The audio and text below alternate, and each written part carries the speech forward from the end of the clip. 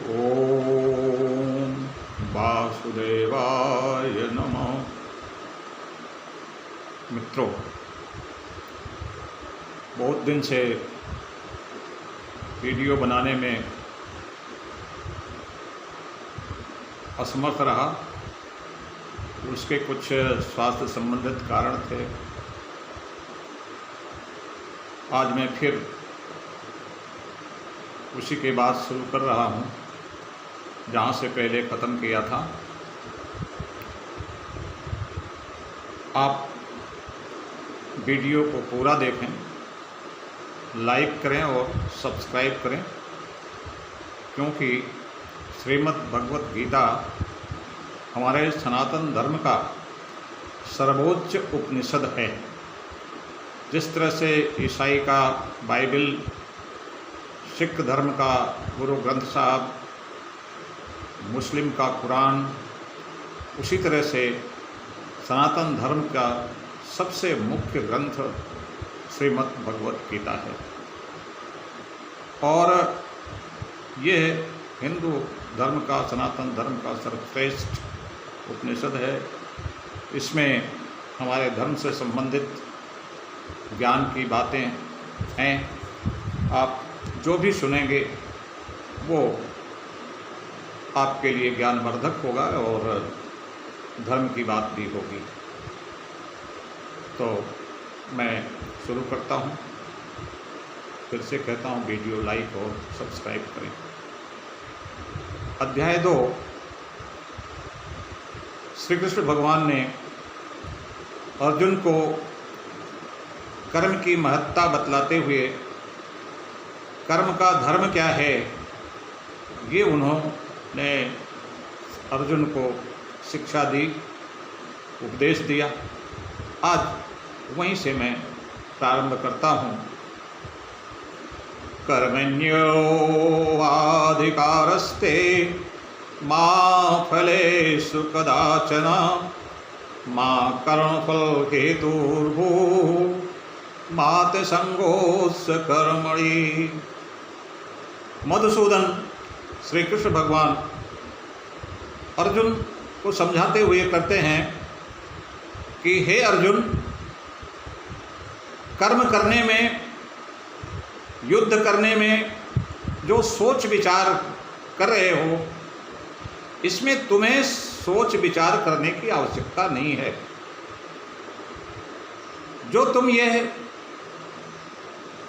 सोच रहे हो कि यह युद्ध करने से क्या फ़ायदा होगा, क्या नुकसान होगा, स्त्रियां दूषित हो जाएंगे, राजा सभी मर जाएंगे और हमारा सब कुछ राज चौपट हो जाएगा, हम अकेले बचेंगे, तो राज लेकर करेंगे क्या। पर इसमें मैं तुम्हें ये समझाता हूँ कि मनुष्य का धर्म केवल कर्म करने में है, फल की उसे सोचना ही नहीं चाहिए। इसका फल क्या होगा, तुम्हारे धर्म युद्ध का फल क्या होगा, तुम्हारे कर्म करने का फल क्या होगा, ये तुम्हें सोचना नहीं है। हमें केवल कर्म करना चाहिए, फल देने वाला तो दूसरा होता है। कभी भी हमें फल के विषय में सोचना ही नहीं चाहिए। और ये भी कि कर्म के फल की वासना हमारे अंदर, आसक्ति, इच्छा हमारे अंदर होनी ही नहीं चाहिए। और ऐसा भी नहीं होना चाहिए कि हमें अकर्मण्य होने की आदत पड़ जाए या हम अकर्मण्य हो जाएं, अकर्मता में हमारी प्रीति हो जाए, अकर्मता में हमारा लगाव हो जाए। ऐसा भी नहीं होना चाहिए। हमें कर्म करते रहना चाहिए, किंतु कर्म के फल की इच्छा नहीं करनी चाहिए, क्योंकि कर्म का फल तो मिलता ही है।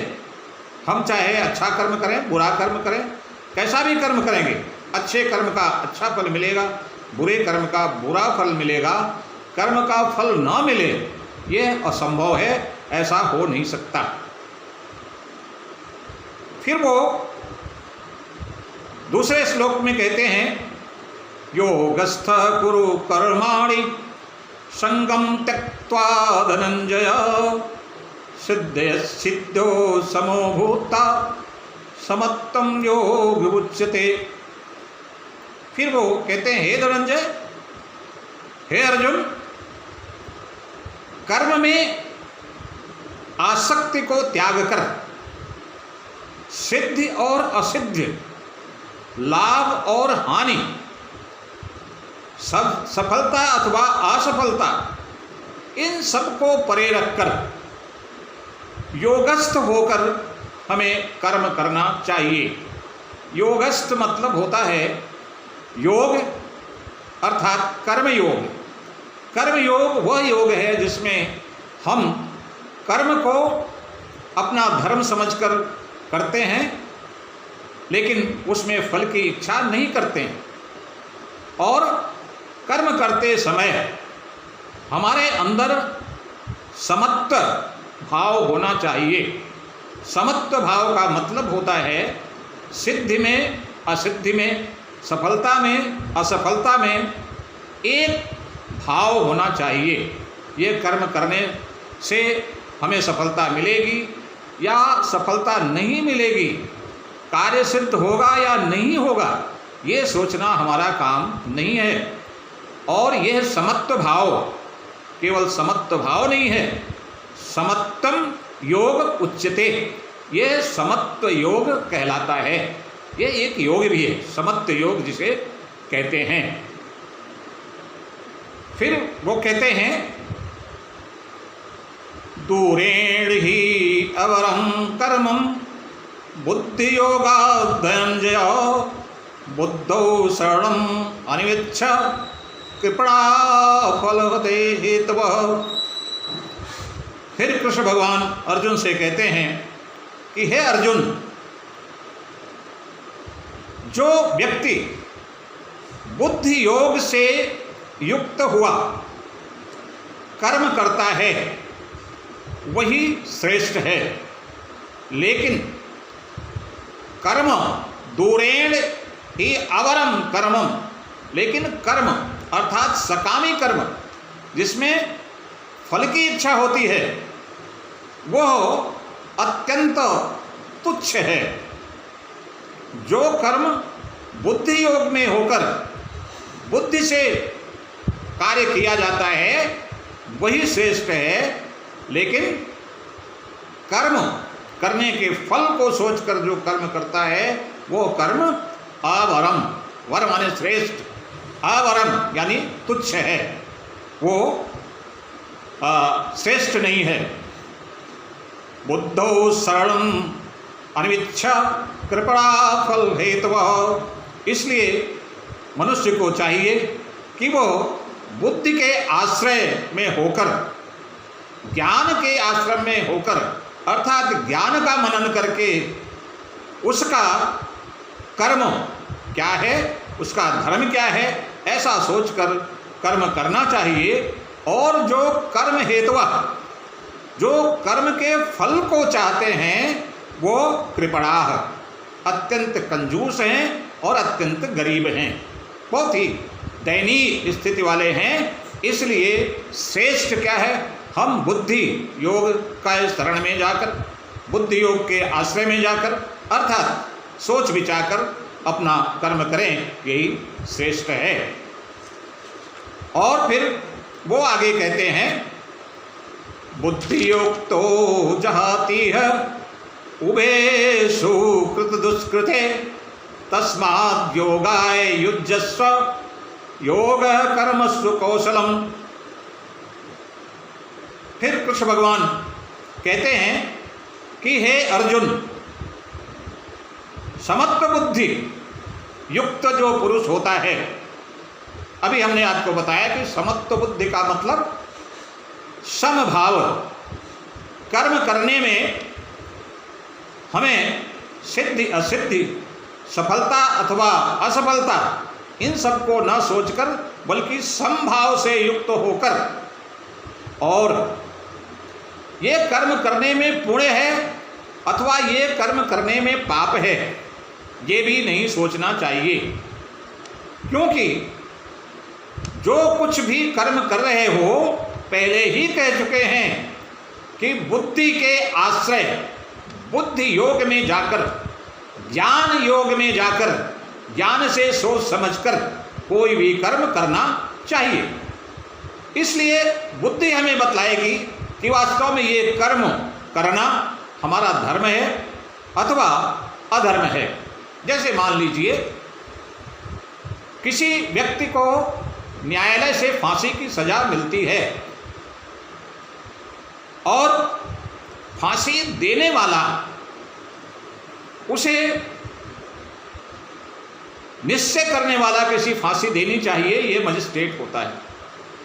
लेकिन एक जो जल्लाद है, जो फांसी की रस्सी खींचता है, मृत्यु का कारण तो वो बनता है, उसके रस्सी खींचने से उसकी मृत्यु हो रही है, नियमतः तो उसे पाप मिलना चाहिए क्योंकि वो किसी का वध कर रहा है। लेकिन नहीं, वो अपना कर्म कर रहा है।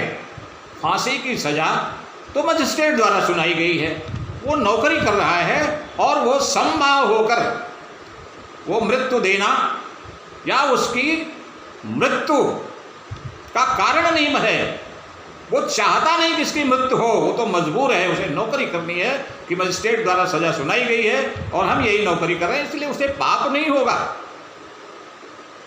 इसलिए उसे ये नहीं सोचना है कि भाई इस आदमी को हम अगर मृत्यु का कारण बनते हैं, रस्सी खींचते हैं, फांसी देते हैं तो हमें पाप मिलेगा या पुण्य मिलेगा, उसे कुछ भी नहीं सोचना चाहिए और उस कार्य में उसे पाप मिलता भी नहीं है। इस तरह से इस लोक में जो व्यक्ति कर्म करता है वो इस बात को हमेशा ध्यान में रखता है कि कर्म कर रहे हैं हम, लेकिन उस कर्म में अगर हम लिपायमान नहीं हैं, जैसे मान लीजिए दो मोटरसाइकिल वाले हैं, आमने सामने से आते हैं और भिड़ंत हो जाती है और एक आदमी मर जाता है, वहाँ 302 की धारा नहीं लगती, उस पर मर्डर का केस नहीं लगता, क्योंकि इसमें उसे मारने का उसके दिमाग में नहीं था, वो मारना नहीं चाहता था, बल्कि ये संयोग से ऐसा कार्य हो गया, वो इसमें लिप्त नहीं था, उसकी इच्छा नहीं थी मारने की, लेकिन एक्सीडेंटल मृत्यु हो गई, तो उसे सजा, वह सजा नहीं मिलेगी जो किसी व्यक्ति का मर्डर करने से मिलता है। इसलिए व्यक्ति अगर उस कार्य में लिपायमान नहीं है, संलिप्त, जानबूझकर संलिप्त नहीं है, तो उसे पाप नहीं होता है। इसलिए श्री कृष्ण भगवान अर्जुन को समझाते हुए कहते हैं कि समत्व बुद्धि योग से, समत्व बुद्धि योग के लिए ही हमें अपनी चेष्टा करनी चाहिए और समत्व बुद्धि रूपी योग करने में ही कर्मों में चतुराई है, अर्थात उसे कर्म बंधन से मुक्ति मिल जाती है और उसे कर्म बंधन का कोई पाप भी नहीं लगता। अगर वो पाप कर रहा है लेकिन वो उसका धर्म है, वो करना उसका धर्म है, तो उसे कोई पाप नहीं लगता है, और इसको कहते हैं समत्व योग। आपको ये वीडियो कैसा लगा कमेंट करें, और वीडियो हम आपको सुनाते रहेंगे। हम पहले बता चुके हैं कि श्रीमद् भागवत गीता सुनने से आपकी भक्ति पूर्ण होती है और आप ईश्वर के प्रिय होते हैं।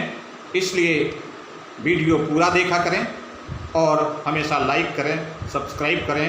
आज यहीं तक, आगे फिर से ओम तत्सत, ओम तत्सत, ओम।